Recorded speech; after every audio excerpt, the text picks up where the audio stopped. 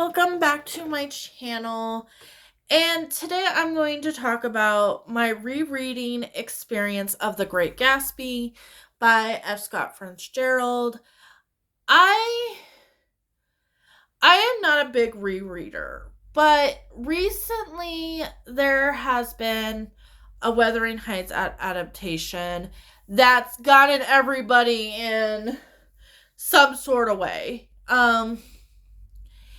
If you have not read The Great Gatsby, I'm going to spoil this book like no other. So just a big, huge spoiler warning.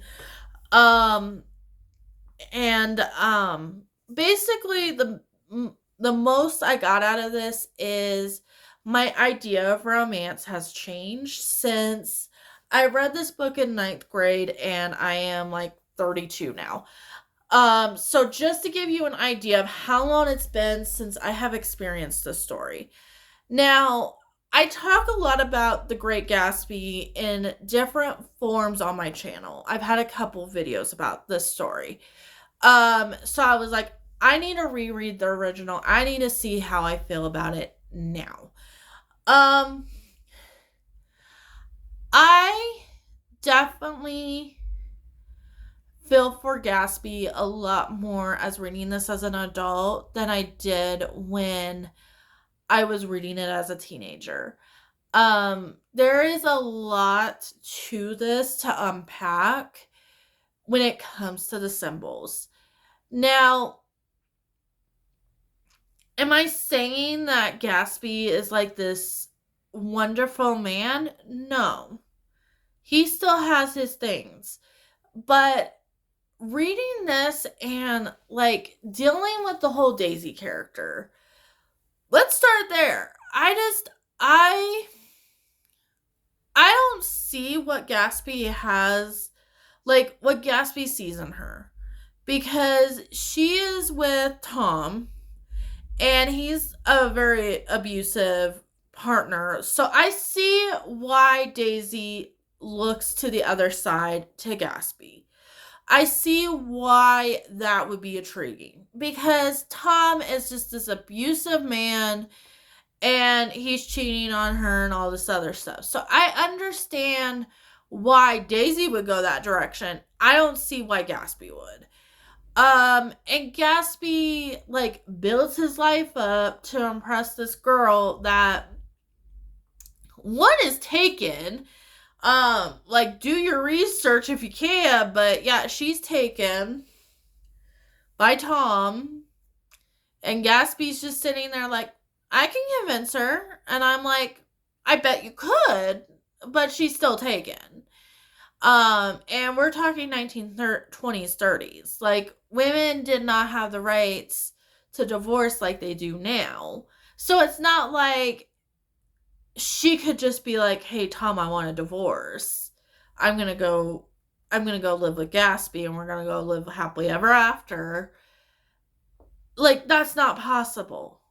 And then you have Nick that's also infatuated with Gatsby. Like, take the relationship between Gatsby and Nick however you want to. I mean, this book was written in the 1920s, 30s. If you want to gay code that, go all for it, because I bet there was probably some underlining situations in there. It's really up to you how you want to see that whole situation, because I feel like Nick is as infatuated with Gatsby as Gatsby is with Daisy. And I'm like, okay, this is some weird love triangle for the 1920s, 30s that we are just, none of us are going to talk about. I mean, if you're talking flappers and all that stuff, they might be a little bit more open to it. But otherwise, society, not so much. He and Nick also has that relationship with that one woman that I can't remember her name right now. But the symbolism of, like, I'm like looking at my cover and the symbolism of the eyes, like the eyes can see everything. Like the eyes see what you did, date, you know. And when Daisy like runs over Tom's mistress, which anybody reading this book probably did not feel for that person. But seeing that and seeing, you know, those eyes, like the poster, like there is scenes. I've seen both movies. So I've seen the one with Leonardo DiCaprio. And I've also seen the one I think they did in like it was in color, so I can't think of what year. But I've seen both of those. And every time they show that scene where the eyes and like it's so iconic.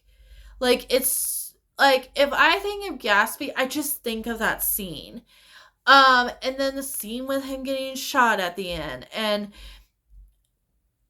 it's very powerful because it's not Gatsby dying. It's the thought of this American dream dying. It's the thought of we're going from the Roaring '20s to the Great Depression. Now, if F. Scott Fitzgerald thought that far, because I don't think he wrote. I think he did write this in the '20s. Let me see if it says.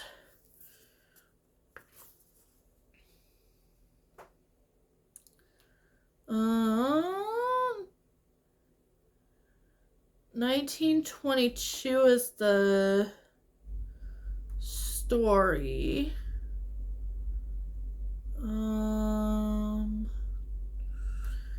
Guys, I don't know.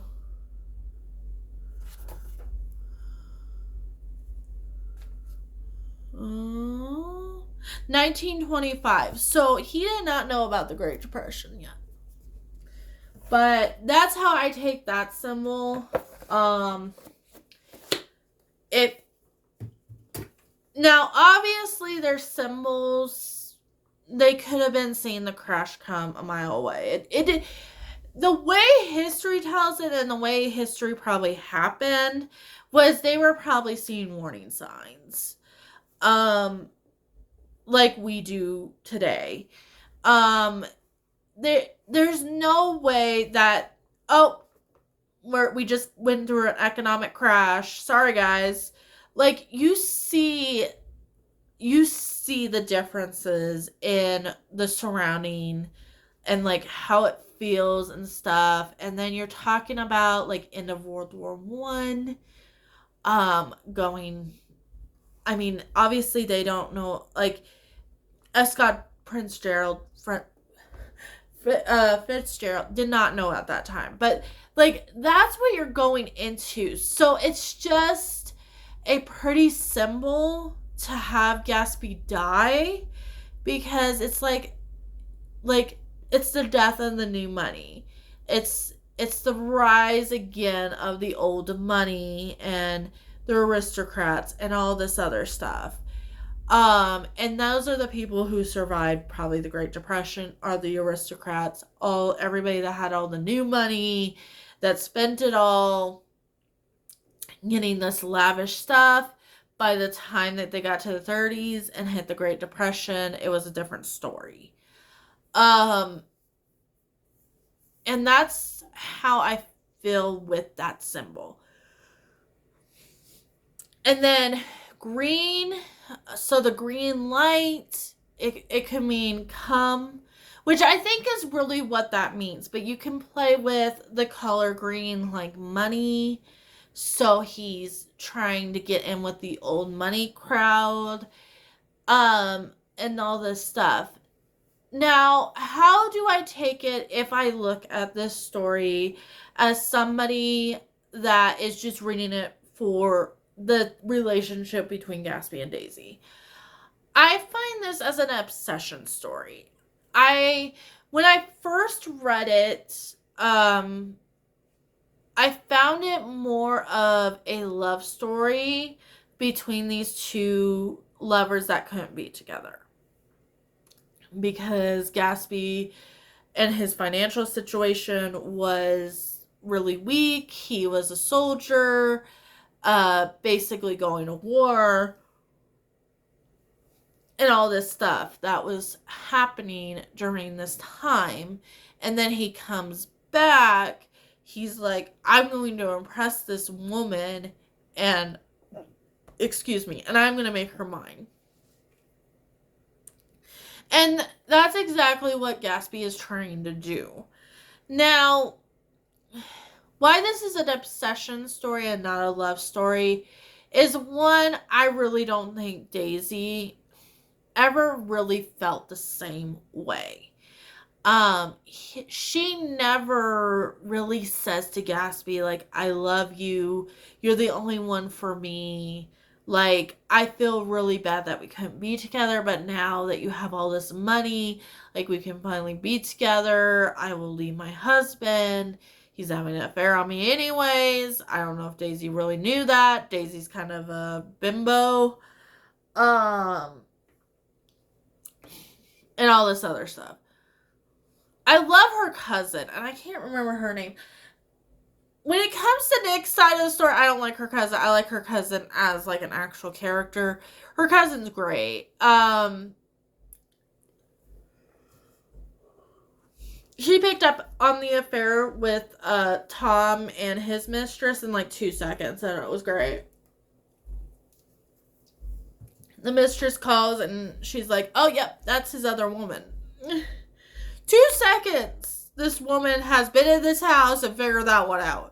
And here's Daisy, a little bimbo, like, not getting the picture. And I know for the time, like, that sounds about right. But I'm like, you have, like, 2 separate women here. And I wonder, because there is a discussion, and I am going to put this in here. There is a discussion that his wife helped him write this book.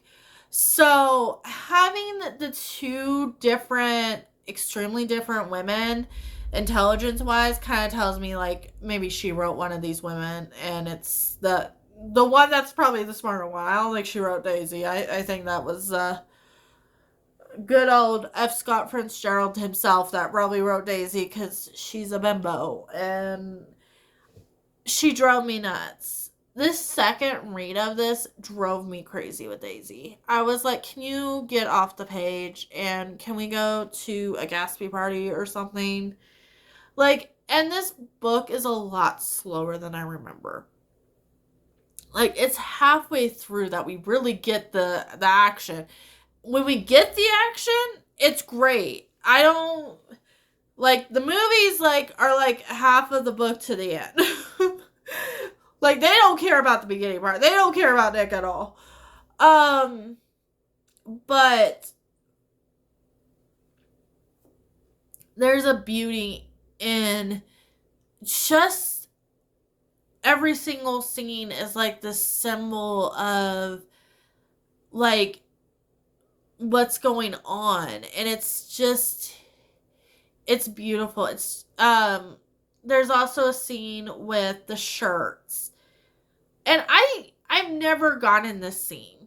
Like, Daisy gets so excited over these shirts. And I'm like, I guess the extravagance of these shirts is what she, like, so it's like Gatsby showing her, like, he has money or something. I've never gotten the shirt scene.